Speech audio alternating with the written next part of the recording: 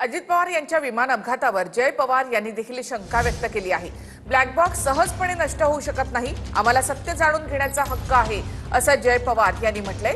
यावर चौकशी सुरू असल्याची प्रतिक्रिया गृहराज्यमंत्री पंकज भोयर यांनी दिली आहे। दादांच्या अपघातावर मुलानं पहिल्यांदाच वर्तवली शंका। विमान अपघातात ब्लॅक बॉक्स सहजपणे नष्ट होऊ शकत नाही। महाराष्ट्रातील जनतेला दुर्घटनेचं पारदर्शक आणि निर्विवाद सत्य जाणून घेण्याचा हक्क आहे। बीएसआरच्या उड्डाणांवर तात्काळ बंदी घालावी। बीएसआरच्या विमानांच्या देखभालीत झालेल्या संभाव्य गैरकारभाराबद्दल सखोल आणि निष्पक्ष चौकशी केलीच पाहिजे। Miss you dad. पार्थ आणि जयवर एवढा मोठा हा शॉक आहे।